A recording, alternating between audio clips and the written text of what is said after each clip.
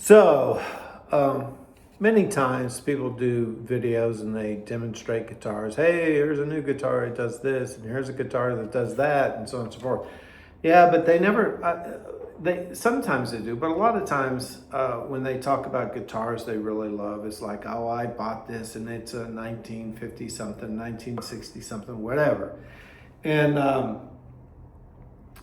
that's all cool, but I'm going to give you a little background on some of the guitars that have been through a lot with me. This guitar right here, when I was growing up, I couldn't afford a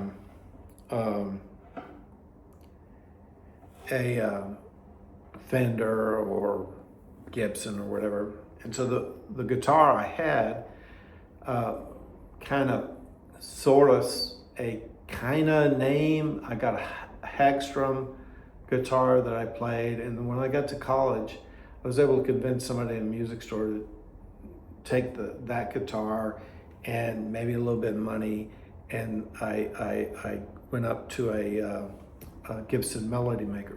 I was on cloud nine. Never had a name brand in my life, and that thing was probably 1960, early 60s. Had the old alligator case, and it was cool as hell. But it started having issues, and there was another guy, guitar player, who asked me if I wanted to trade, and so I said, yeah, this one's having issues. So I traded. He got the best deal, but I traded this for this Framus Les Paul-ish thing. And over the years, I've done many things. I've changed, these are humbuckers. I've done things to the bridges. I've put on Grover tuners. I got the memorabilia from when I was in college, like a Broncos sticker. It's a sticker from the company I used to work for. Here's a sticker from a album that America did. So anyway, let's play the thing. See if we can make it sound good. I don't know.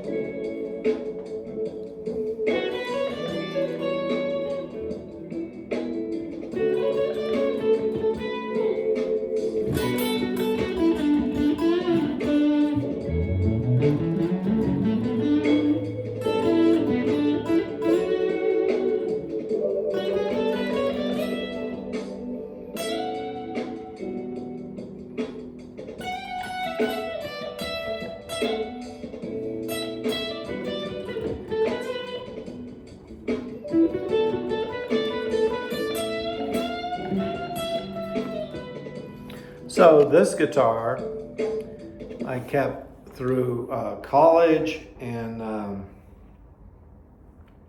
into my adult life, and it's not heavy. It's probably 3/4 the weight of a Les Paul, and I played it to death, and it's got some cracks in it, but you know, I've had this guitar for 50 years or more. So that's this guitar. A little bit of history, guitar, college, and so on. History, changing it up a bit, turning it into kind of a Frankenstein with all of the adjustments. Then in 2000, I bought this guitar, and I've shown this guitar before. So this is like an American Strat, and I've done things to it. I've put in double rail pickups here. Originally had just standard Strat pickups. Then I put in 60 Strat pickups, and I put these in to get a little more beef to them.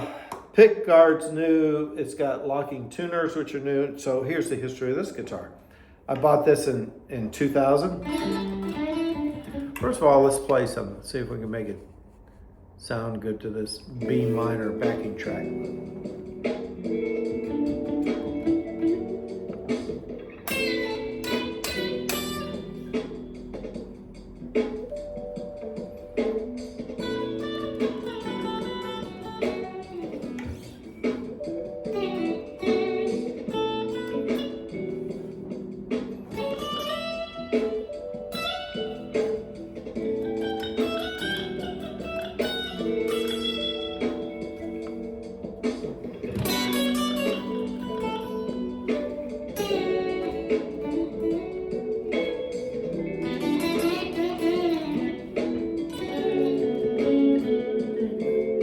So it can sound good. So bought it in 2000. First gig I had with this guitar was during the week of 9/11. So there's a memory for you.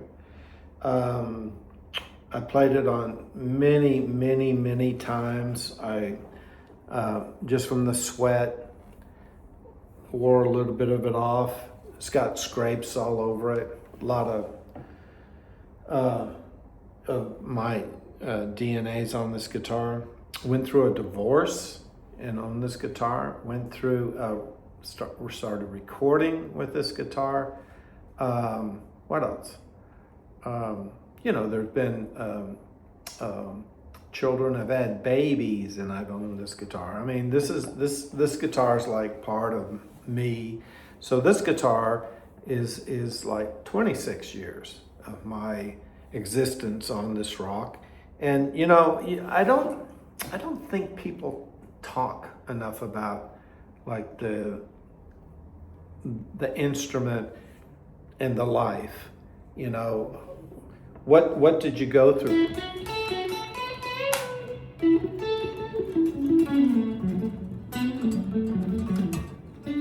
What'd you go through with an instrument? Sometimes they do, but a lot of times people are just saying, I bought this guitar and it was whatever, and when I put it in my hands, it just felt like butter. It was great, and so on and so forth. But it's kind of rare that you talk about the guitar. That guitar went through college with me, and this guitar went through 26 years with me, and did many things. Had some good gigs with this guitar, had some bad gigs with this guitar, been fired with this guitar. I always say that you cannot be a true musician unless you've played a gig and been fired. That's just kind of like a badge of honor, I think. Anyway, enough ranting. Hope you enjoyed it.